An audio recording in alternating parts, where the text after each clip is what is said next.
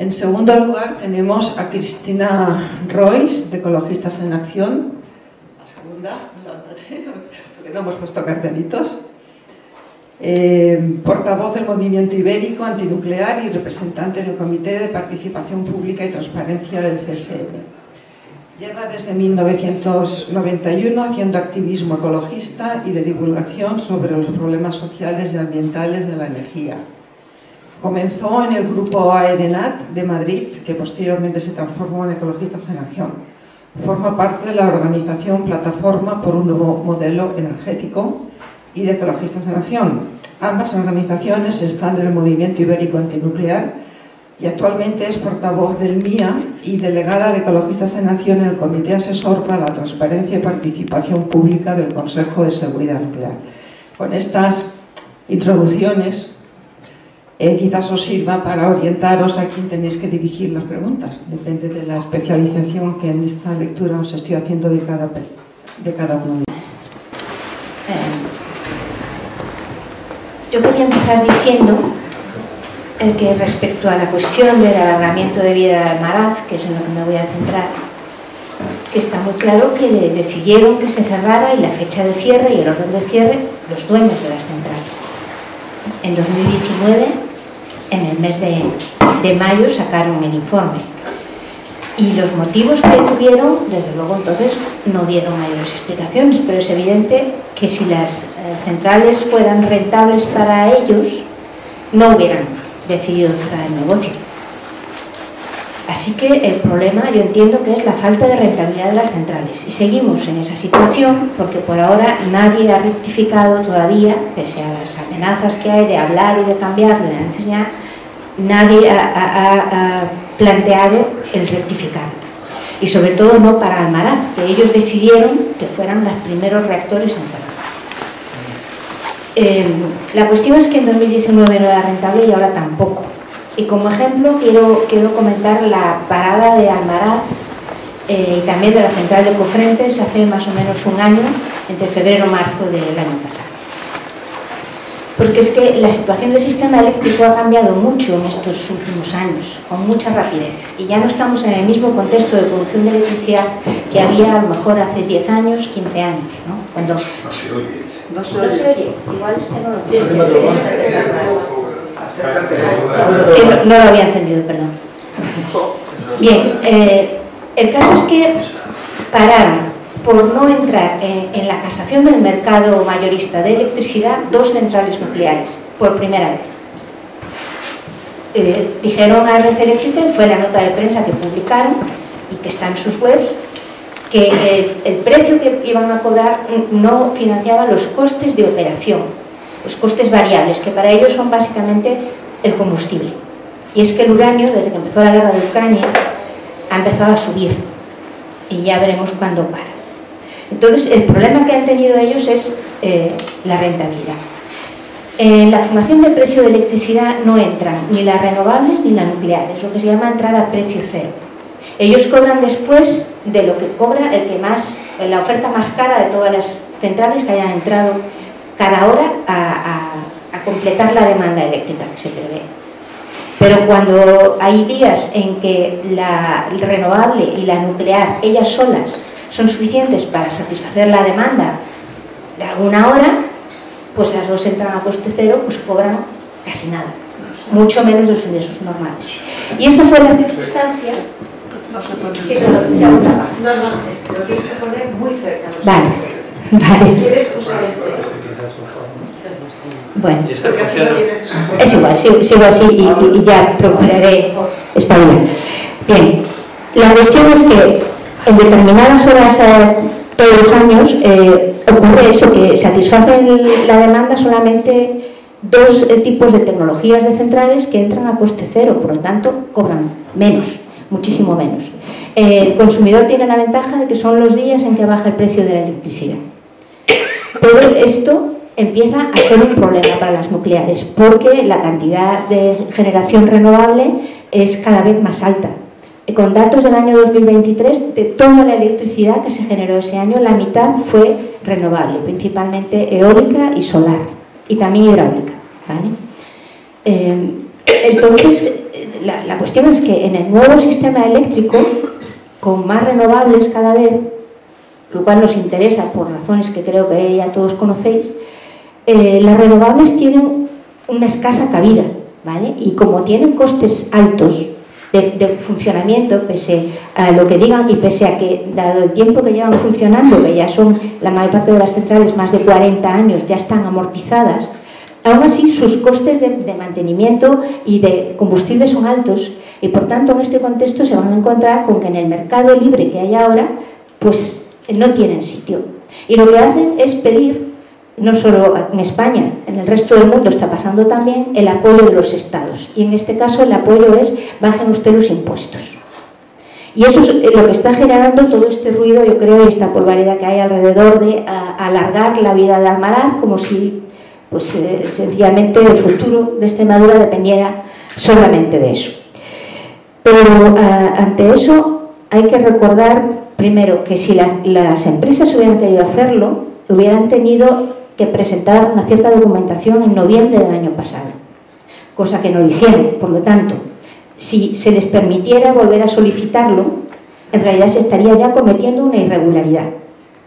¿Vale? A ver si terminamos en un culebrón estilo lo que pasó a la central nuclear de Garoña, ¿vale? Que la pararon las empresas también por falta de rentabilidad, la pararon con un gobierno del PP en 2013, bueno, finales de 2012, y luego solicitaban de nuevo el poder ponerse en marcha. Luego hay otra cuestión: el alargamiento de vida no sale gratis. Ya solo la renovación de permisos que han tenido todas las centrales en los últimos años, y que en el caso de Almaraz se le dio solamente hasta el final que estaba previsto en el plan de cierre, hasta 2027 y 2028, eso implica hacer una serie de transformaciones que requieren inversiones. Pero no sabemos nada de las inversiones que requiere ellos. Ellos dicen, no, si ya estaban hechas. Bueno, hay cosas que hay que hacer en el funcionamiento normal y bajo las inspecciones normales del Consejo de Seguridad Nuclear. Pero cuando se superan los 40 años de vida hay revisión especial. Entonces ahí tienen que cambiar más cosas. No sabemos cuánto les cuesta a ellos, pero sí sabemos que recientemente a un par de centrales belgas, también de una potencia semejante a Almaraz, que han pedido, iban a cerrarse, pero se ha decidido que se les permite prolongar su funcionamiento, la inversión que tienen que hacer para eso es del orden de 2.500 millones de euros.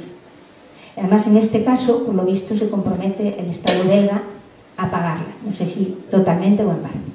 Y por cierto, cuando Garoña pedía ser renovada, las inversiones que tenía que hacer Garoña, según lo publicado en prensa, eran del orden de 200 millones de euros. Entonces, el alargamiento de vida no es gratis. Y las empresas saben muy bien si les conviene o no les conviene el decidir por una serie de años hacer esas enormes inversiones. Bien, otra cosa que quería comentaros es respecto a lo que se dice de los impuestos, porque se oye asfixia, el gobierno asfixia a esta pobre tecnología con impuestos. Pero los impuestos que tienen son un 7% de la producción eléctrica general, pero eso es algo, un 7% de la producción energética o de la energía que se vende, es un impuesto que tiene todo el sector energético, no solamente la electricidad nuclear. La Comunidad de Extremadura, como todas las comunidades autonómicas que tienen centrales nucleares en su territorio, tienen un impuesto especial por esta cuestión, que son 5 euros por megavatio hora. O sea, que los mismos políticos que están pidiendo, por un lado, que el gobierno les dé permiso de alargar el funcionamiento y quieren que les quiten impuestos, ellos también tienen un impuesto. Luego hay otros impuestos que en principio los tienen todas las empresas, el IAE, el IBI, etc. Y tienen unos impuestos específicos nucleares, como es financiar en parte al CSN o a la Guardia Civil, que está vigilando desde hace unos años el entorno de las centrales, ¿no? Luego hay otros de la Ley 15/2012, que es una ley de la época del PP también, donde se ponen unos impuestos generalistas, digamos, en función de la producción del combustible gastado y de otros residuos de baja y media actividad, y por tenerlos ahí, por almacenarlos. Y son lo que se pueden considerar externalidades por el tipo de actividad y el tipo de tecnología. La batalla, en realidad, yo creo que está en el impuesto más cuantioso, que no es un impuesto, es una tasa. Es una tasa porque tiene una finalidad concreta, que es financiar la gestión de los residuos radiactivos generados por estas centrales que están funcionando. Ni siquiera por todos los residuos radiactivos, porque nosotros somos los que hemos pagado y vamos a pagar por los residuos y el desmantelamiento de Vandellós 1, la central que tuvo un accidente en el año 89, y por la central de Zorita con José Cabrera, ¿vale? Eso no lo van a pagar ellas, aunque son las mismas empresas. Entonces, la cuestión de este problema de pedir el alargamiento de vida y de decir que se les estaba asfixiando comenzó cuando el gobierno decidió subir esta tasa por los residuos o tasa en resa. Pagan un dinero por la electricidad que producen, no cuando paran, ¿vale? Y esto va a un fondo para los residuos, sus residuos radiactivos. A principios del año pasado se hizo una propuesta de subida respecto al valor de la tasa 5 años antes, que por cierto era una tasa que en principio en su establecimiento se sabía que era variable y que la podía cambiar el gobierno. Subida del 40% y entonces el proceso de cambiar la tasa se paró, sin mayores explicaciones. Hicieron un proceso de alegaciones y después de haberlas presentado dijeron, bueno, esto se suspende, vamos a volver a empezar. Volvieron a empezar y en la primavera se hizo un proceso de consultas, se hizo un proceso de alegaciones, no siempre hacen el proceso de consultas, y la subida que proponía el gobierno ya era del 30%, que es la que luego se aprobó en julio. 10,36 euros por cada megavatio hora generado por las centrales nucleares. Y entonces es cuando empezó el problema. Entonces esto es lo que les está, dicen ellos, asfixiando. Pero lo cierto esto es para sus propios residuos. Ellos dicen que pagan por sus residuos, pero eso no es verdad. En primer lugar, calcular cuánto hay que pagar por el tratamiento de todos los residuos de aquí hasta, en principio, fin de siglo, es decir, más de 7 décadas, que se prevé que estén almacenados en su almacenamiento definitivo, tanto los de alta actividad como los de baja, que se van al Cabril, pues es mucho decir. Enrecha ha hecho un plan de residuos radiactivos, que es lo que, digamos, marca la línea de trabajo respecto a esta cuestión, y ahí establece un calendario de gastos, ¿vale? No se sabe en función de qué criterios, porque tampoco se dan explicaciones. Pero no hay un margen para saber si en el que digan los costes van a ser estos, que por cierto son del orden de 20.000 millones de euros, si sube la inflación un poco más de lo que tienen pensado, que es un 1,5%, ¿cuántos serían los costes? ¿Cuánto dinero habría que acumular? Si baja la rentabilidad del fondo, que ahora tiene 8.000 millones, que parece mucho dinero, pero frente a los 20.000 tiene mucho que rentar todavía ese fondo. Si cambia la rentabilidad, ¿cuánto va a bajar ese fondo? Es decir, no trabajamos con un margen de seguridad. Para cada tasa, Enresa calcula unos gastos, que siempre se ajustan al valor de la tasa. Con lo cual uno dice, la verdad es que no parece que tengáis una idea clara de cuánto va a costar. Y en parte no nos extraña, porque hacer un almacenamiento geológico en profundidad solo lo está haciendo un país en todo el mundo, ¿vale? Y todavía no sabemos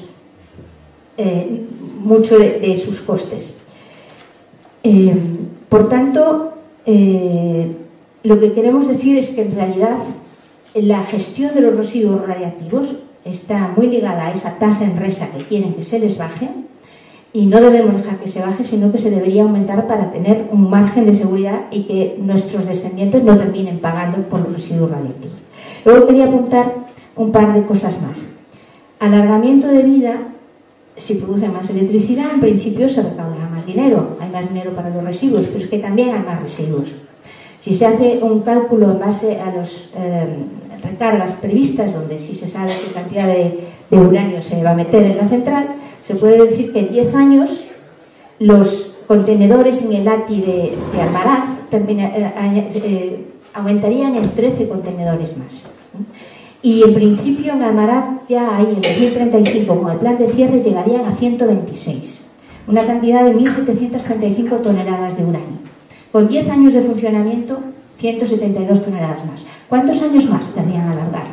O sea, ¿cuántos más vamos a aumentar la cantidad de residuos que se van a pasar décadas en los ATIs de todas las centrales? Pues nosotros lo que opinamos es que hay que adelantar la fecha del almacenamiento geológico en profundidad, que no debe ser en 2073, como aparece en el plan de residuos, tiene que ser mucho antes. Bueno, y lo último es que el monocultivo eléctrico de Almaraz también perjudica otros desarrollos de tecnología energética en esta comunidad. Extremadura es líder en fotovoltaica y también es líder en termosolar, que es una tecnología solar muy interesante porque es controlable si tiene almacenamiento de las sales, no almacenamiento eléctrico, sino de las sales que se calientan. Y hay 12 plantas en Extremadura y 8 de ellas ya tienen almacenamiento. Pero resulta que parte de esta electricidad no se puede verter a la red, porque la competencia con la electricidad generada por Almaraz termina significando que hasta un 30% de la electricidad generada por estas plantas solares no puede entrar en la red.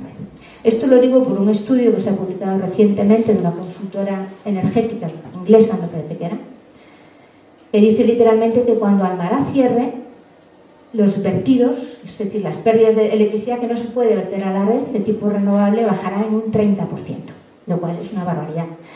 Electricidad que no se vierte a red, electricidad que no se paga, por lo menos el precio de red.